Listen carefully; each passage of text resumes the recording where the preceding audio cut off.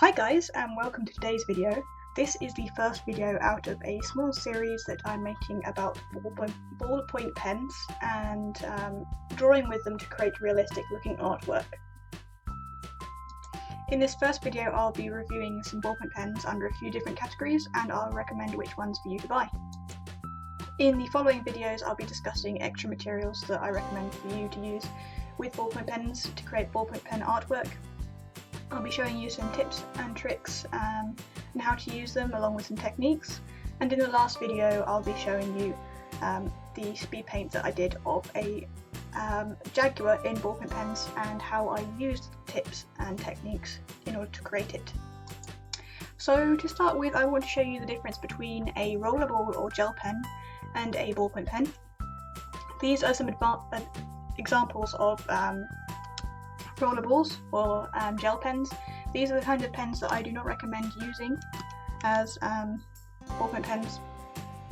They do indeed have a ball in the tip. I'm not sure if you can see that. But they are not the same ink as what is found in a ballpoint pen. These are water-based, I believe. They apply a lot more opaquely. They are generally more expensive, and I don't think you can layer them as well as you can with ballpoint pens. Here are some examples of ballpoint pens. This one is a retractable one. They are generally more expensive because they have extra parts in them to make them retract, like that. And these are the stick type ballpoint pens, which are just a pen with a lid.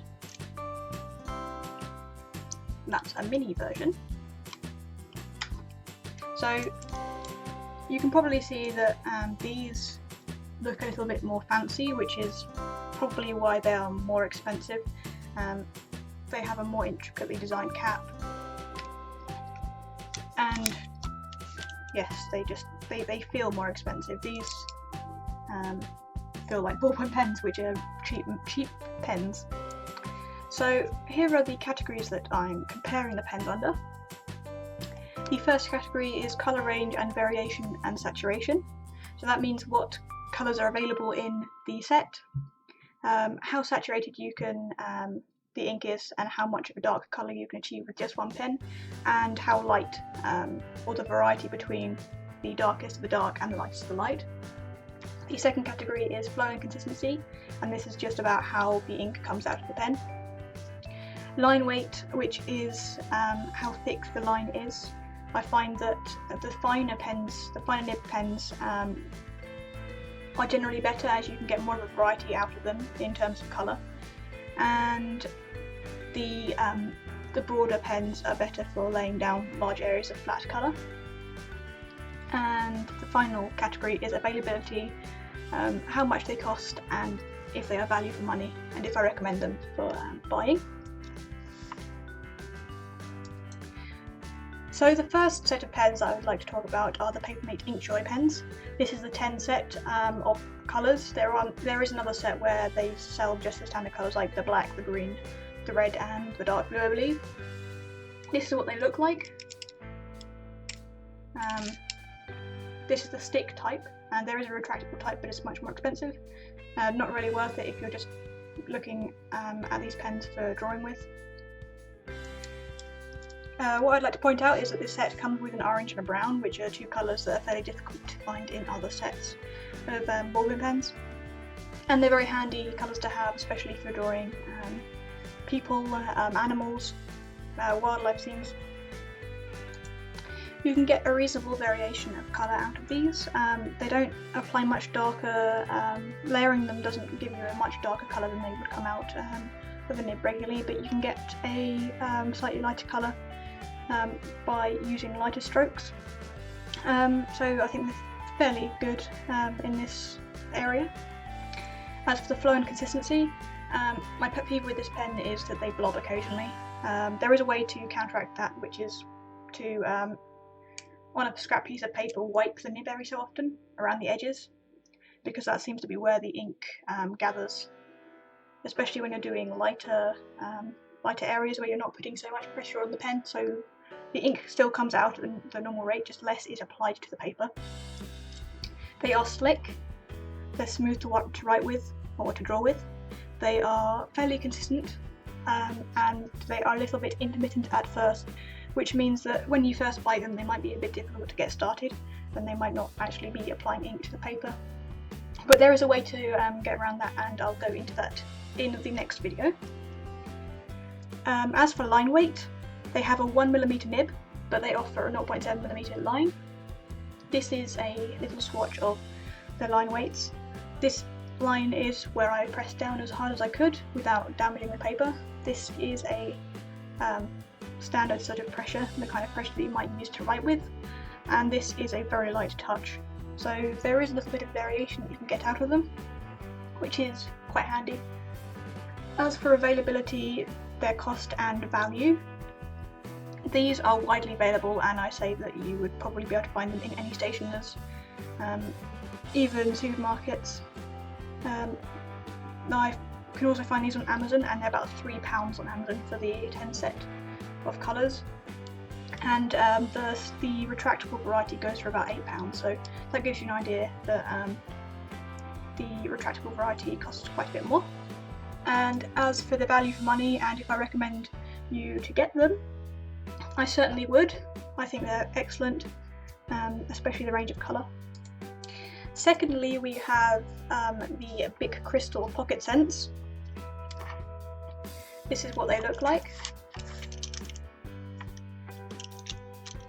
So from the colour of the barrels and tips you can see that they are more pastel shades, and some of them apply a little bit more neutrally, so they're not nearly as bright and vibrant as the Papermate Inkjoy. I just want to say that the camera that I have, it represents most of the colours pretty accurately. I would say that they're fairly true to life. The only colour that it doesn't do so well picking up on is these greens. This is a standard kind of ballpoint pen green that you would expect. It's a sort of evergreeny emerald colour. This is more of a grass green. Oh, and this colour is a little bit more of a turquoise, so it just has a problem picking up greens. So yes, these are mini size pocket ballpoint pens. Some people might be a little bit worried that they are uncomfortable to hold as an adult.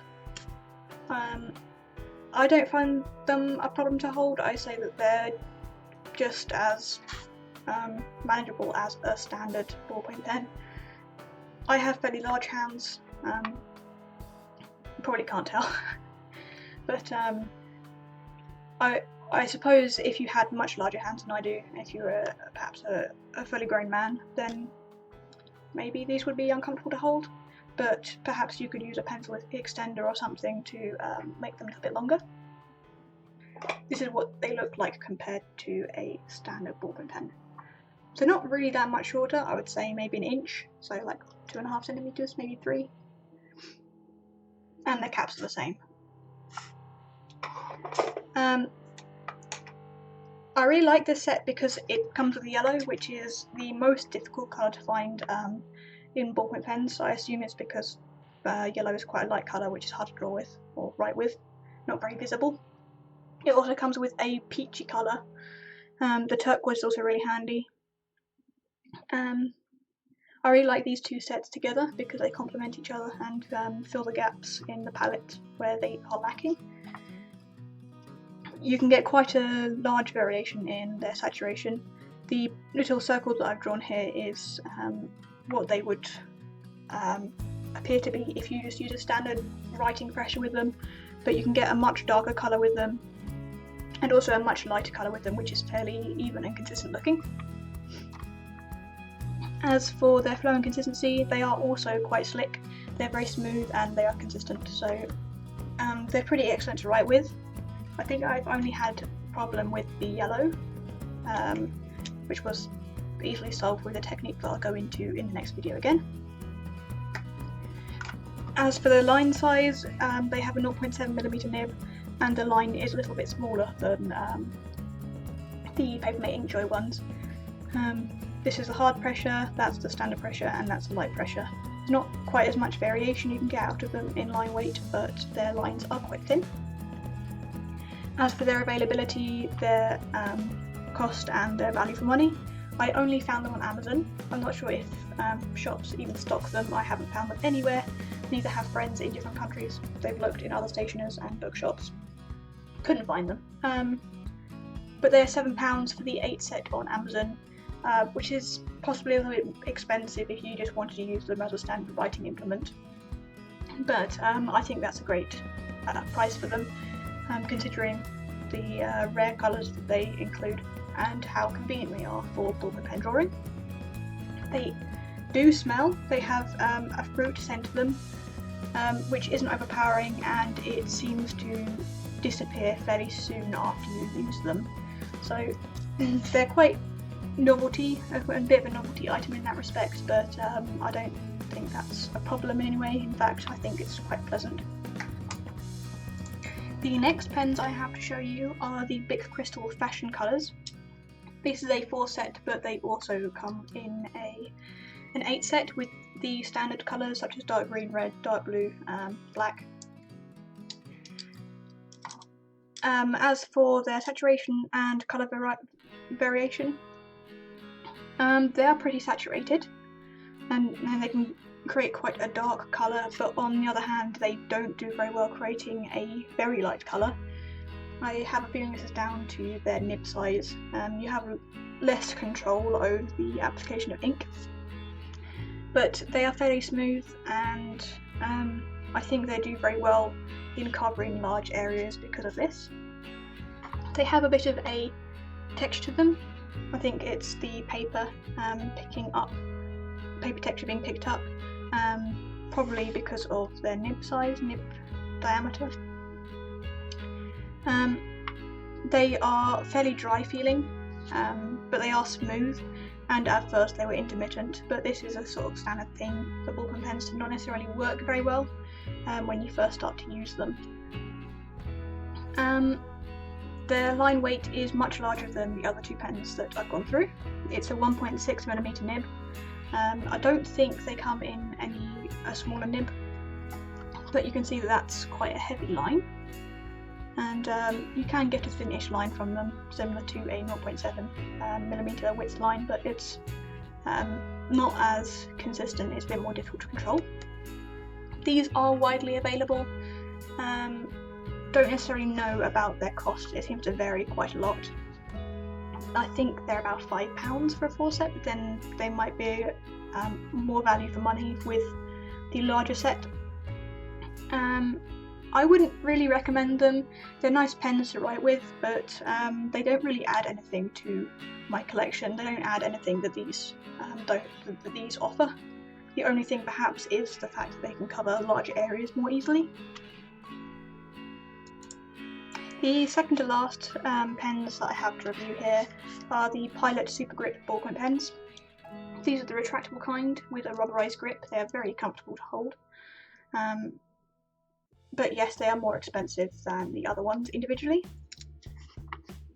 As far as I'm aware, they only come in the red, blue and black colours.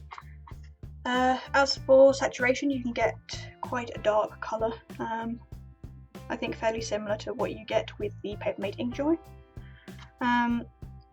What I do like about these pens is the black. In particular, you can get a nice light grey colour from the black, whereas with the Papermate Inkjoy, because of the saturation and the intensity of the pigments, it can be quite challenging to get a smooth, consistent grey colour.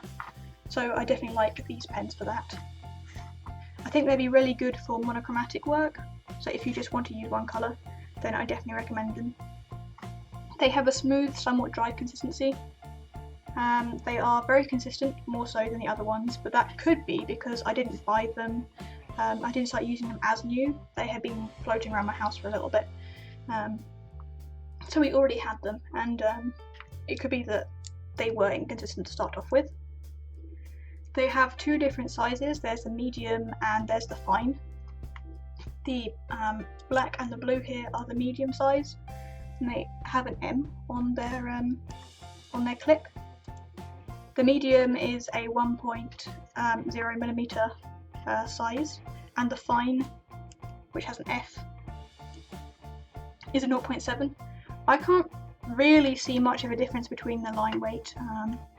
It's not huge, but I do prefer the fine one because it offers more control over the distribution of ink. These are widely available, and you'll often find them in stationers individually on the shelves, open stock, but you can also find them in packs. On Amazon, a 3-pack of just one colour, say the black, is £5, which is more expensive than per pen than the other ones. As for their value and if I recommend them, like I said, I recommend them for monochrome work, but I wouldn't buy these two, but I would buy the black again. I think the black is useful and offers something that I don't have in these two sets. Last and most probably least, we have what I would call the Advocate for all cheap coloured pens everywhere. This was a no-name brand pen from a bargain shop in my local area. I picked it up because it was pretty nostalgic. I'm not sure if you guys had a similar sort of pen when you were little, where you have lots of different colours. I picked it up because of, apparently it has a yellow colour, and as I said earlier, yellow is quite hard to get your hands on. So this is apparently yellow. It's not, is it? So, well, I feel kind of scammed, but it was worth a try anyway. That's red, which is more of a brick red. The purple is more of a fuchsia sort of colour. The blue is less saturated and a lot more dull than the other two blues that I have. The green didn't work very well, but is more of a sort of leaf green, an earth sort of green. And the black also didn't work very well, and I suppose the saturation is comparable to the Pilot Supergrip, but it's not nearly as good quality. I really couldn't get much of a variation out of them. If you didn't put much pressure on them, they wouldn't write at all. Trying to get a darker colour out of it would start tearing up the paper.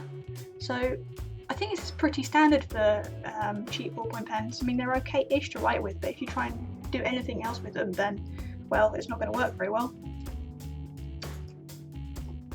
Consistency was very dry, very scratchy, and pretty intermittent, and the tip that I used to get the pen working didn't work very well with them. The line weight, I don't really have any idea because there wasn't anything on the packaging. I suppose it's something like a 0.7. The point is very small, and I got a bit of variation out of it, but not very much. As for availability, well, this pen in particular you might not be able to find, but as for cheap, no-brand ballpoint pens, they seem to be fairly ubiquitous, so I'm sure that your local shops have some. This cost £1 for the 6 different colours, and I thought that was fairly reasonable at first, but considering they don't write very well and are pretty much unusable for what I want to use them for, I would not recommend it. It was worth a shot because it could have opened up extra colours on my palette, but other than that, it wasn't really worth the money. I do recommend that you look at different no-brand ballpoint pens though, because you can find some hidden gems. So to summarise, if you are starting out and you're looking for ballpoint pens that are colourful and that you'd like to use for realistic looking artwork, I would recommend these two sets, and that comes to about £10, which is pretty reasonable I think for what, 18 colours. I hope that you found this video really helpful. If you liked it, please give it a like. If you have any questions, go ahead and leave a question down in the comments. I'll be sure to answer it. And if you're interested in completing ballpoint pen work, stay tuned for the next video because I'll be going through extra materials for completing ballpoint pen work. and I hope to see you then. Thank you very much for watching, and I hope you have a nice evening.